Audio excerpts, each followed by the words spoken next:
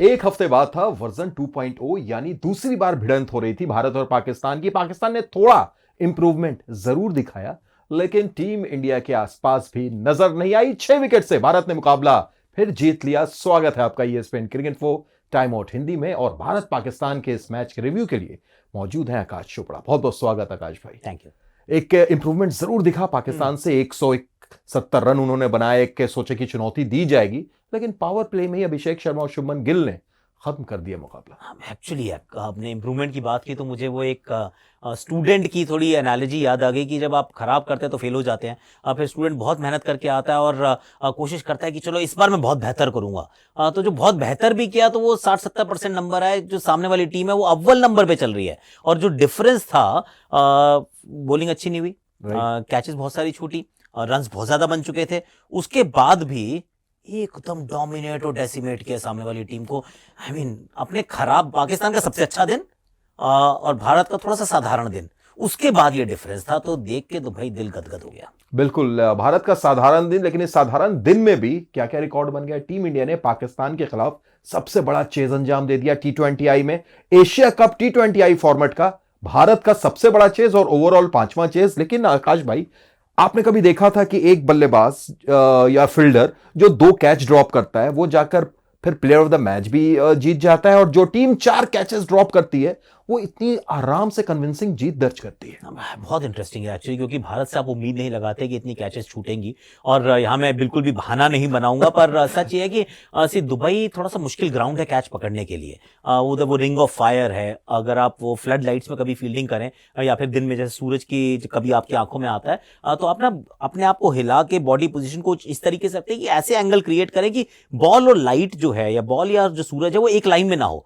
जहां पे अपॉर्चुनिटी है ही नहीं, ऑप्शन ही नहीं है। आप जहां पे भी जाएंगे आपको पीछे लाइट जरूर मिलेगी। तो कोई एक समय जरूर रहता है जहां पे आप बॉल को खो जाते हैं, उसके बाद वो दोबारा अपीयर करती है, अपीयर होती है, फिर डिसअपीयर होती है, फिर वापस अपीयर होती है। तो मुश्किल है, पर ये बहाना नहीं है। ऐसी कैचेस भारत को इससे बेहतर पकड़ने चाहिए। और ये बड़ी अच्छी बात थी कि उन कैचेस इतनी छोड़ी, बहुत अच्छी बात नहीं थी कि कैचेस छोड़ी, पर जो कैचेस छोड़ी, बुमराह की अच्छी गेंदबाजी नहीं, उसके बावजूद ये तो ये अच्छी बात थी कि भारतीय बैटिंग जो है वो इतने कमाल के अंदाज में हुई है कि ऐसा महसूस भी नहीं हुआ कि इतनी गलतियां भारत ने की थी इस मुकाबले में। और हम लोग कल बात कर रहे थे रणनीति में कि यार वो 50 नहीं आई किसी ओपनर की तरफ से। पावर प्ले में हर बार भारत विकेट गंवा दे रहा है, लेकिन देखिए ऐसा लगता है कि सुन लिया गिल और अभिषेक ने। 59 गेंदों पर 105 रन की साझेदारी, 50 भी लगाते हैं अभिषेक शर्मा, और गिल की वो लाजवाब 47 रन की पारी। दोनों का एक्चुअली खेलने का अंदाज बहुत अलग है। वैसे तो बहुत पक्के दोस्त हैं एक दूसरे के, और एक दूसरे के लिए बहुत मतलब अच्छा भी सोचते रहते हैं हमेशा। बड़े समय के बाद मौका मिला है कि साथ में खेल रहे हैं। और एक है जो बैट को बिल्कुल ऊपर से पकड़ता है और छक्के मारता है, हवा में मारने में बहुत विश्वास रखता है। दूसरा है वो भी उस गति से बैटिंग करता है, लेकिन वो जमीन पे मार के करता है। उसके पास वो काबिलियत है कि वो बहुत करीब होते हैं फील्ड, बहुत भीड़ सी होती है। क्रॉफर्ड मार्केट जैसा होता है एक्चुअली, अगर आप या करोल बाग जैसा होता है दिल्ली वालों के लिए, जब आप पावर प्ले में बैटिंग कर रहे होते हैं, क्योंकि बहुत करीब करीब एक दो फील्डर सारे खड़े हैं, उनके बीच में से भेद के चौके लगाना, बार बार लगाना और दोनों तरफ लगाना, और उसके लिए क्लास चाहिए। वो गिल ने क्लास दिखाई जमीनी फायर करके, और हवाई फायर जो थे वो तो अभिषेक शर्मा से बेहतर इस समय विश्व क्रिकेट में कोई नहीं करता है। बिल्कुल। अब आते हैं थोड़ा सा जो जिस स्टूडेंट की आपने बात की कि थोड़ा अच्छा किया उसने, 60-70% स्कोर किए। कहां पर लगा आपको? क्योंकि पावर प्ले में एक अच्छी शुरुआत पाकिस्तान की होती है। 11 ओवर के आसपास में 93 रन उनके थे, और फिर फिनिश करते हैं 170 तक। मोहम्मद हैरिस, जो हमने देखा था पिछली बार जब भारत के खिलाफ वो खेले थे, नंबर 3 पर आए थे, इस मैच में बल्लेबाजी नहीं मिली। उसके ऊपर तलत आ गए, हुसैन आ गए, सलमान आगा आ गए।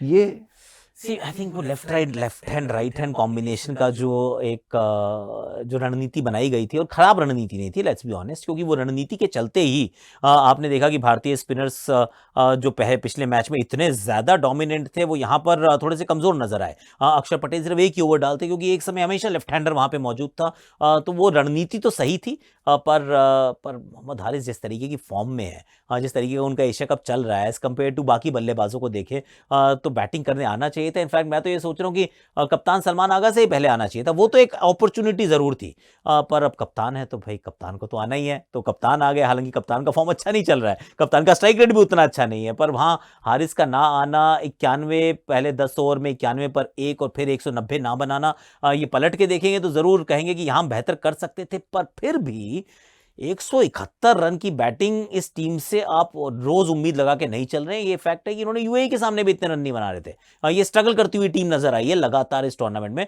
तो 171 तो दोनों हाथों से इनको कबूल करना चाहिए कि हमने जो रणनीति बनाई थी, इंटेंट को लेकर, अग्रेशन को लेकर, एक प्लानिंग को लेकर, लेफ्ट राइट का कॉम्बिनेशन बना के वो सब कुछ सही किया हमने। 171 अब अगर डिफेंड नहीं कर पाए, वन साइडेड हार गए, तो फिर बॉलर्स की गलती है। लेकिन आकाश भाई, हर सिक्के का जैसे दो पहलू होता है।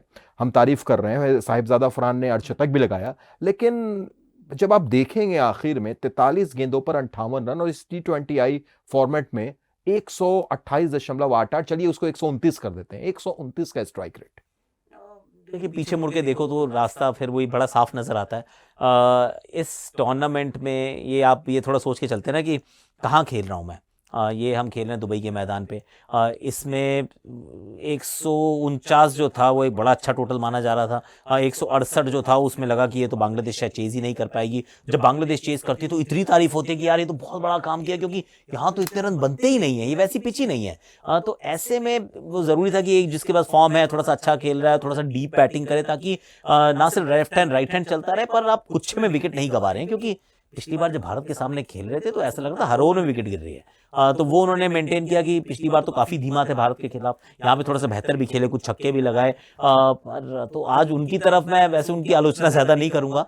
पर यह बात जरूर है कि एक मौका जरूर था कि आप 170 की जगह 195 तक पहुंच सकते, 185 190 तक पहुंच सकते थे। उसमें फरहान को भी बेहतर खेलना चाहिए था, पर फिर भी आपका कमजोर बच्चा इतना अच्छा कर जाए, बहुत तेज भाग जाए, तो उतना तेज जो भागने के लायक माना नहीं जाता है, तो उसकी गलती नहीं निकालते, फिर किसी और की गलती निकालते। क्योंकि शाहीन शाह अफरीदी, हारिस रऊफ, अबरार अहमद, मोहम्मद नवाज, इनको बॉलिंग नहीं कराई।